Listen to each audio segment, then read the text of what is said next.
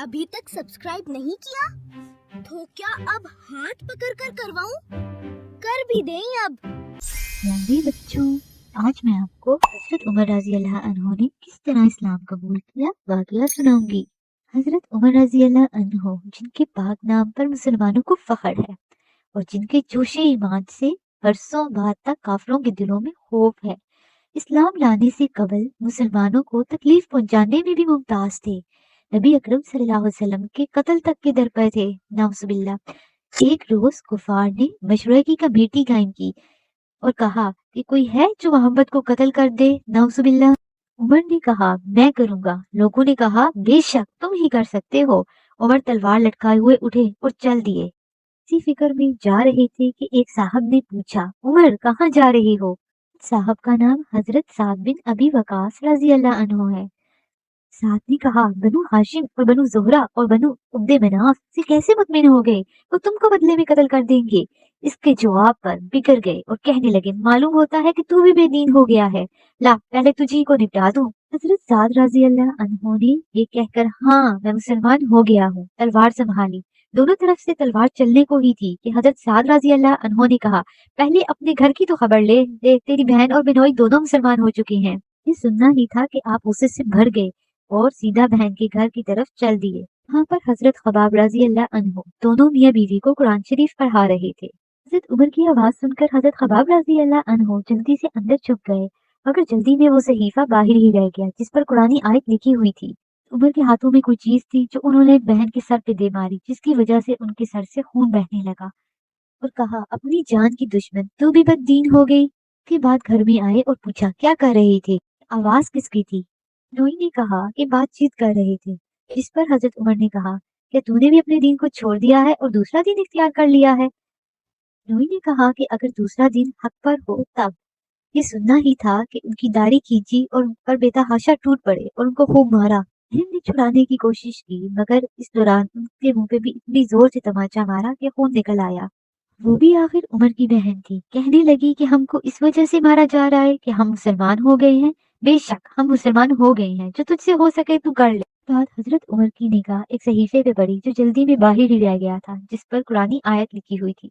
उमर के गुस्से का जोश भी मारपीट से कम हो गया था। बहन की इस तरह से खून में भर जाने से भी शर्म आ रही थी। ये लगे अच्छा मुझे ये दिखलाओ ये क्या है। ये कहा तू नापाक है, इसको नापाक हाथ नहीं लगा सकते। ये बहुत इसरार किया, मगर बगैर वुजू के तुमको देने को तैयार ना हुई। हजरत उमर ने गुस्ल किया और उसको ले पढ़ा। इसमें सूरत त्वाहा लिखी हुई थी। उन्होंने इसको पढ़ना शुरू किया, आखिर तक इसको पढ़ा। इसको पढ़ने के बाद इनकी हालत ही बदल गई। कहने लगे अच्छा मुझे मोहम्मद सल्लल्लाहु अलैहि वसल्लम की खिदमत में ले चलो।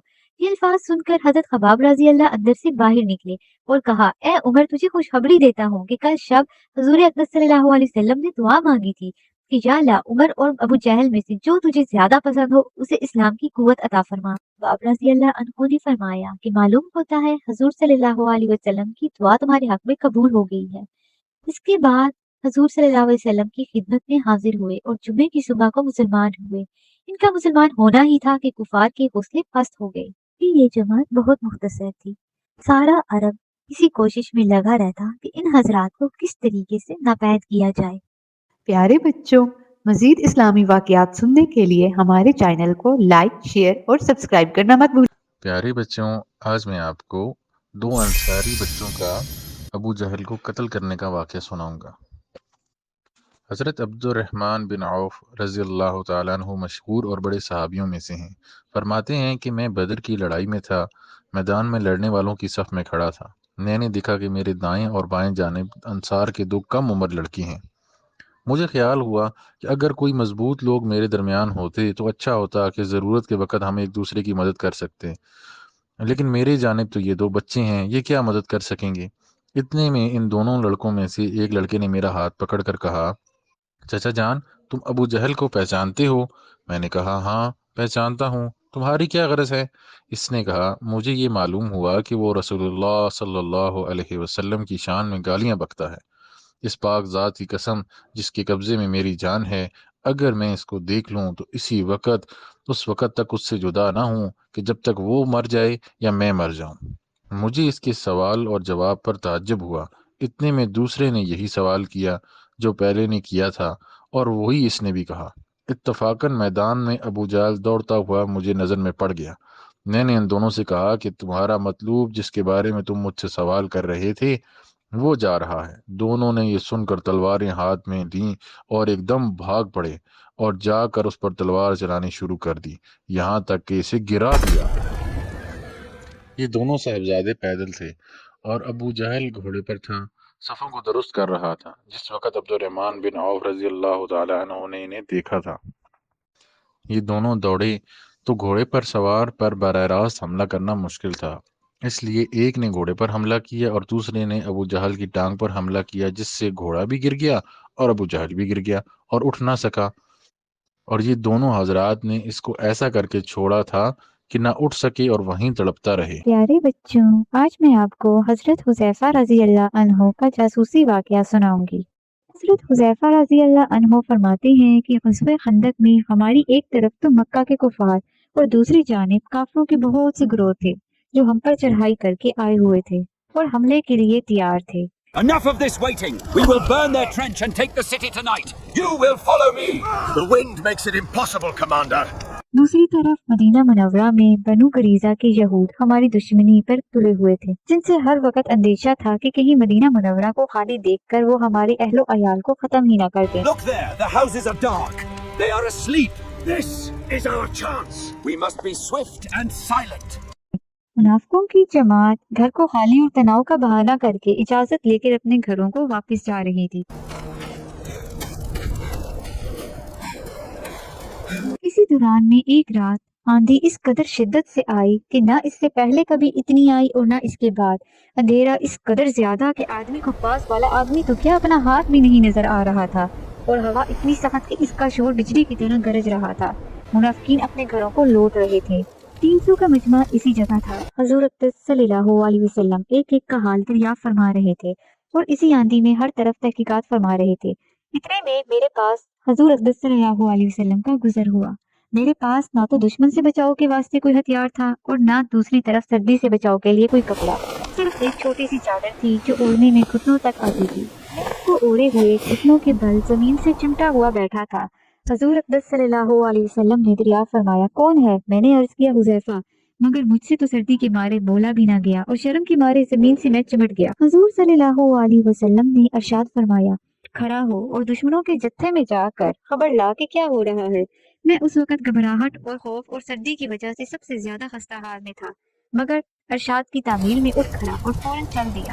جب میں جانے لگا تو حضور صلی اللہ علیہ وسلم نے دعا دی، یا اللہ آپ اس کی حفاظت فرمائیں، سامنے سے، پیچھے سے، دائیں سے اور بائیں سے، اوپر سے اور نیچے سے۔ حضرت حذیفہ رضی اللہ عنہ کہتے ہیں کہ حضور اقدس صلی اللہ علیہ وسلم کا یہ ارشاد فرمانا تھا کہ گویا مجھ سے خوف اور سردی بالکل ہی جاتی رہی، گویا یوں معلوم ہوتا کہ گرمی میں چل رہا ہوں۔ حضور صلی اللہ علیہ وسلم نے چلتے ہوئے ارشاد فرمایا تھا کہ کوئی حرکت نہ کر کے آئی ہو، چپ چاپ دیکھ کر آ جاؤ کہ کیا ہو رہا ہے۔ میں وہاں پہنچا تو دیکھا کہ آگ جل رہی ہے اور لوگ سیک رہے ہیں اور ہر طرف سے واپس چل دو کی آوازیں آ رہی تھی۔ ہر شخص اپنے قبیلے والوں کو آواز دے کر کہتا کہ واپس چلو۔ ہوا کی تیزی کی وجہ سے چاروں طرف سے پتھر ان کے خیموں میں برس رہے تھے، خیموں کی رسیاں بھی ٹوٹتی جا رہی تھی اور گھوڑے وغیرہ ہلاک ہو رہے تھے۔ ابو سفیان جو ساری جماعتوں کا اس وقت گویا سردار بن رہا تھا، آگ پر سینک رہا تھا۔ میرے دل میں آیا کہ موقع اچھا ہے، اس کو نپٹاتا چلوں۔ ترکش میں سے تیر نکال کر کمان میں بھی رکھ لیا، مگر پھر حضور صلی اللہ علیہ وسلم کا ارشاد یاد آیا کہ کوئی حرکت نہ کیجیے، دیکھ کر چلے آنا۔ میں نے تیر کو ترکش میں پھر واپس رکھ دیا۔ ان کو شبہ ہو گیا، کہنے لگے کہ تم میں سے ہر شخص اپنے برابر والے کا ہاتھ پکڑ لے۔ میں نے بھی جلدی سے ایک آدمی کا ہاتھ پکڑ لیا اور پوچھا، تو کون؟ وہ کہنے لگا، سبحان اللہ، تو مجھے نہیں جانتا، میں فلاں ہوں۔ میں وہاں سے واپس آیا، جب آدھے راستے پر تھا تو تقریباً 20 سوار امامہ باندھے ہوئے مجھے ملے۔ انہوں نے کہا، اپنے آقا سے کہہ دینا کہ اللہ نے دشمنوں کا انتظام کر دیا ہے، بے فکر رہیں۔ میں واپس پہنچا تو حضور صلی اللہ علیہ وسلم ایک چھوٹی سی چادر اوڑھے تو نماز پڑھ رہے تھے۔ یہ ہمیشہ کی عادت شریفہ تھی کہ جب بھی کوئی گھبراہٹ ہوتی تو حضور صلی اللہ علیہ وسلم نماز کی طرف متوجہ ہو جاتے۔ نماز سے فراغت پر میں نے ان کو وہاں کا منظر سنایا۔ جاسوس کا قصہ سن کر دندان مبارک چمکنے لگے۔ حضور صلی اللہ علیہ وسلم نے مجھے اپنے پاؤں مبارک کے قریب لٹا لیا और अपनी चादर का जरा सा हिस्सा मुझ पर डाल दिया। मैंने अपने सीने को हुजूर सल्लल्लाहु अलैहि वसल्लम की तलवार अस्सलाम वालेकुम प्यारे दोस्तों, आज मैं आपको हज़रत उमर रज़ियल्लाहु ताला अन्हु का एक वाक़या बताऊंगा। आप रज़ियल्लाहु ताला अन्हु के ग़ुलाम हज़रत असलम रज़ियल्लाहु ताला अन्हु कहते हैं कि मैं एक मरतबा हज़रत उमर रज़ियल्लाहु ताला अन्हु के साथ हिरसा की तरफ जा रहा था। एक जगह पे आग जलती हुई जंगल में नजर आई। हज़रत उमर रज़ियल्लाहु ताला अन्हु ने फरमाया कि शायद ये कोई काफिला है जो रात हो जाने की वजह से शहर में नहीं गया, बाहर ही ठहर गया, चलो इसकी जाके खबर लें, रात को हिफाजत का इसका इंतजाम कर दें। वहां पहुंचे तो देखा एक औरत है जिसके साथ चंद बच्चे हैं और वो रो रहे हैं और चिल्ला रहे हैं, और एक देचकी चूल्हे पर पड़ी है जिसमें पानी भरा हुआ है, इसके नीचे आग जल रही है। उन्होंने सलाम किया, करीब आने की इजाजत लेकर उसके पास गए और पूछा कि ये बच्चे क्यों रो रहे हैं। औरत ने कहा कि भूख से लाचार होकर रो रहे हैं। दरियाफ्त फरमाया कि इस देचकी में क्या है। औरत ने कहा कि इसमें पानी भरकर बहलाने की वजह से आग पर रख दी है कि जरा इनको तसल्ली हो जाए कि वो सो जाएं। अमीरुल मोमिनीन उमर रज़ियल्लाहु ताला अन्हु का और मेरा अल्लाह के हाँ ही फैसला होगा कि मेरी इस तंगी की खबर नहीं लेते। हज़रत उमर रज़ियल्लाहु ताला अन्हु रोने लगे और फरमाया कि अल्लाह तुझ पर रहम करे, भला उमर को तेरे हाल की क्या खबर है। कहने लगी वो हमारे अमीर बने हैं, हमारे हाल की खबर भी नहीं रखते।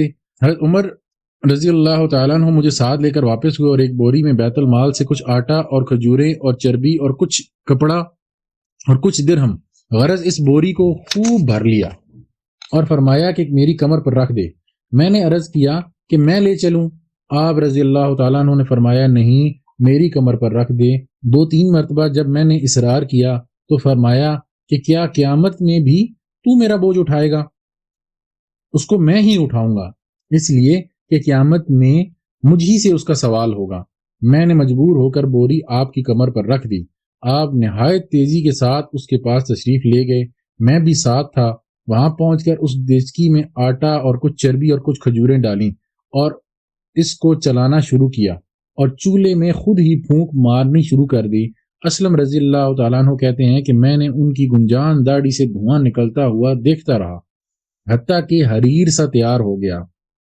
इसके बाद आपने अपने दस्ते मुबारक से निकाल कर उनको खिलाया। वो सैर होकर खूब हंसी खेलने में मशगूल हो गए और जो बचा था दूसरे वक़्त के वास्ते उनके हवाले कर दिया।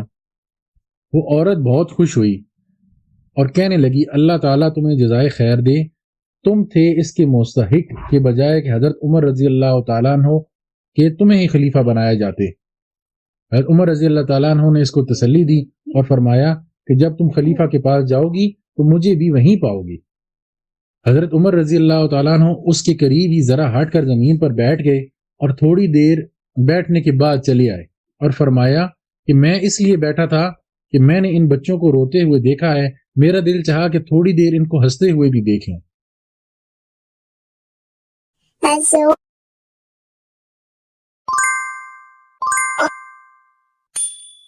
जज़ाकल्लाह।